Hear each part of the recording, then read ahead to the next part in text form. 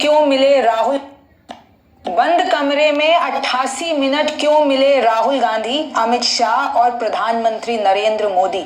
और कहा जा रहा है कि अभी तक की सबसे बड़ी बैठक है। इसमें क्या क्या बातें हुई हैं और क्या बवाल हुआ है इसके बाद में, ये सब कुछ आपको रिमझिम के 5 पॉइंट्स में जानना है। और देखिए कैसे संसद में एलओपी यानी कि राहुल गांधी भड़के हैं। अब इस पे सियासत शुरू हो गई है और आपको ये भी समझना है सीआईसी क्या है, जिस पर पूरा बवाल है। तो रिमझिम के 5 पॉइंट्स में सबसे पहला पॉइंट यही है कि बंद कमरे में आखिरकार इन तीनों की कौन सी सीक्रेट मीटिंग हुई है। दूसरा देखिए क्या था पीएमओ में बैठक का मकसद, ये क्यों मिले तीनों की 1.5 घंटे तक, ऐसी कौन सी बैठक रही और ये सीआईसी क्या है। तीसरा देखिए कि कैसे राहुल ने एक डिसेंट नोट यानी कि आपत्ति दर्ज कराई है, क्यों करवाई है आपको जानना है। और राहुल गांधी ने खुद इसका संसद में खुलासा किया है। चौथा पॉइंट ये है किस तरीके से राहुल के डिसेंट नोट से फर्क पड़ेगा या नहीं पड़ेगा, प्रोसेस क्या कहता है। और पांचवा देखिए कि संसद में राहुल और अमित शाह का फेस ऑफ हुआ है, वो इस वक्त वायरल है। और तो और अब इस पूरे मामले पर राजनीति शुरू हो गई है। नमस्ते, मेरा नाम रिमझिम जेठानी है और आप मेरा शो रिमझिम के 5 पॉइंट्स देख रहे हैं। ये जो आप पीछे तस्वीरें देख रहे हैं, पीएमओ में यानी प्राइम मिनिस्टर के ऑफिस में अमित शाह, राहुल गांधी और प्रधानमंत्री मोदी की मुलाकात हुई है। और ये जो पूरी बैठक हुई है वो 88 मिनट्स यानी कि 1.5 घंटे तक चली है। अब इन तीनों ने मिलकर क्या क्या बातचीत की है और क्यों इतनी लंबी बैठक की जरूरत पड़ी। आपको पता है कि अभी संसद का सत्र चल रहा है, उसी बीच में ये बड़ी बैठक होती है और अब सियासी गलियारों में इसकी चर्चा है। सबसे पहले मैं आपको बता देना चाहती हूँ, ये जो तस्वीरें हैं ये ऑफिशियल तस्वीरें नहीं है, ये एआई जनरेटेड है, क्योंकि वो जो बैठक है उसकी अभी ऑफिशियल तस्वीरें बाहर नहीं आई है, तो हमने एआई जनरेटेड ये तस्वीरें बताई है। लेकिन इस बैठक में जो हुआ है वो बाहर आ गया है। राहुल गांधी ने संसद में खुद खुलासा किया है। राहुल, मोदी और अमित शाह मिलते हैं, 88 मिनट तक ये बैठक चलती है यानी कि 1.5 घंटा। और इसका मकसद क्या होता है? मकसद ये होता है कि भाई सेंट्रल इंफॉर्मेशन कमीशन यानी कि सीआईसी में भर्ती करनी है। अच्छा, ये जो भर्ती वाला पूरा मामला था इन तीनों ने डिस्कस किया, लेकिन जब ये बैठक खत्म हुई तो बैठक खत्म होते ही राहुल ने एक फॉर्मल डिसेंट नोट सबमिट किया है। इसका मतलब होता है उस बैठक में जो भी बातें हुई, उस बैठक में अपॉइंटमेंट को लेकर जो भी बातें हुई उसके राहुल खिलाफ हैं, तो उन्होंने आपत्ति दर्ज की है। उन्होंने एक नोट डाला है कि भाई ये जो भी फैसला हुआ है उसके पक्ष में मैं नहीं हूं। अब मैं आपको बता देती हूं कि आखिरकार ये सीआईसी क्या है और पीएमओ में बैठक का ये मकसद क्या था।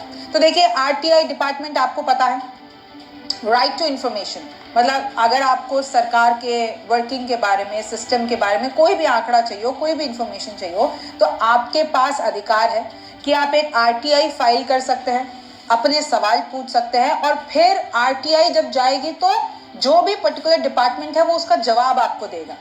तो आरटीआई डिपार्टमेंट के लिए दरअसल अपॉइंटमेंट करना था इन सबको, और सीआईसी का यही मकसद है। ये जो चीफ इंफॉर्मेशन कमिश्नर होते हैं, ये जो पूरा कमीशन होता है, वो यही देखता है कि भाई आरटीआई डिपार्टमेंट अच्छे से काम करे।